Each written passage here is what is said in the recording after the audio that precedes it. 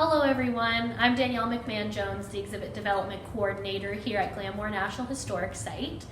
Over the past few months, up until April 19th, we will have Canada at Play here at the museum, but of course we are closed to the public until further notice.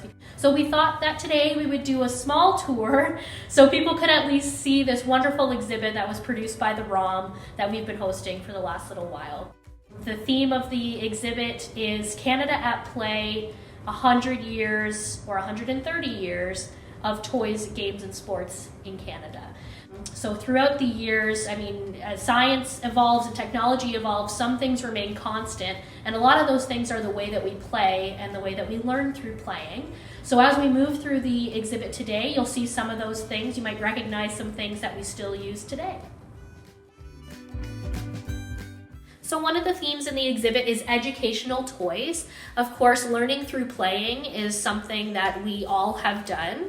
And in this exhibit, we have some items that you might recognize. There's a wonderful globe here that is from the 1920s, I believe, as a way to help children learn geography about different countries and kind of understand where their place is in the world. We also have a couple examples of trains to demonstrate transportation, teach kids about steam engines, how trains worked and transportation worked throughout Canada. We also have a magic lantern, which was one of the first examples of a projector. This one's electric, but earlier ones functioned on a candle or a little gas lamp.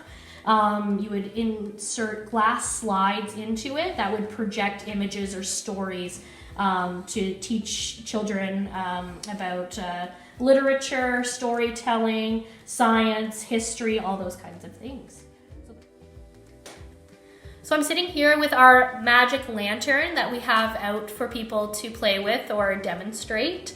So this example of a magic lantern would have run with a little flame underneath to help cast the light, but we have a nice little hockey puck light, which is inserted into the back of the magic lantern.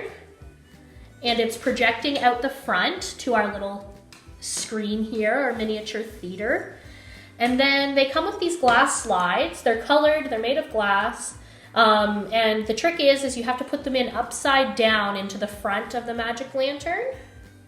And then it will project the story. So we have a little sailing story happening here.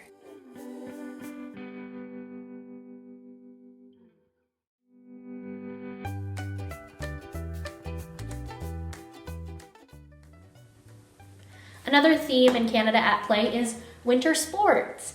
In the 19th century, organized sports, team sports, and winter activities became something that people did en masse as leisure activities. So a lot of snowshoeing clubs, hockey teams, skating clubs, skiing clubs.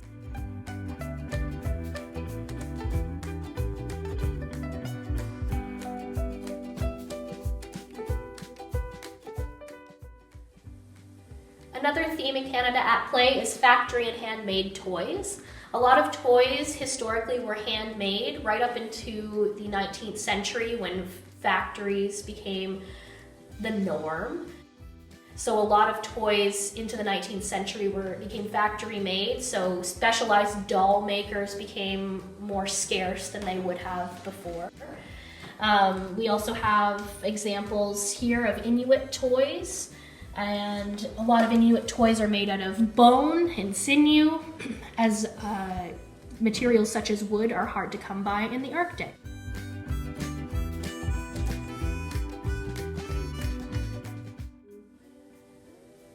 So I'm sitting here with a couple examples of handmade or factory-made toys. This is an example of a really fun factory-made toy. It's a toy spinning top where you press the top down to make it spin. I'm going to try and make it go really fast because it makes a sound. Which is pretty fun. Very colorful. Can be educational too, as you can learn the physics of motion. That's a really fun example of a factory-made toy. This is another tiny top. This would be an example of a handmade toy made out of wood. It's actually made out of an old spool. It spins pretty well, actually, for a handmade top. And another handmade toy, could be a factory-made toy today, but a popular handmade toy out of the 19th century would have been the Jacob's ladder. You can see it's made out of wood and ribbon. It's a fairly simple concept, but it's pretty delightful. What you do is you fold the top down, and the bricks will climb down themselves as if they're descending a ladder. So this is a pretty entertaining toy. It's very mesmerizing, and I find it very meditative. The final theme in Canada at Play is called At Home. So this is meant for toys and games that you play at home. In the 19th century, popular outdoor games would have been croquet, barrel hoops, quoits, which is also ring toss, beanbag toss, stilts, those kinds of things. Some other popular at-home toys would have been the stereoscope, which I'm holding here, which was an early 3D viewer. It would come with these cards with 2 copies of the same photo. You would insert it in the front and look through the viewing lens, and it would show you a 3D image. It was a great way for people to discover different areas of the world. It worked as a form of early tourism. Comedy, there are some comedic storylines as well that you could find through the stereoscope cards. In this case, there is an example of a stereoscope, as well as the stereoscope's later cousin, the Viewmaster, which a lot of people would be familiar with. This one here is from 1948, but I know there was a renaissance in the 1970s and 80s as well. A lot of people played with Viewmasters.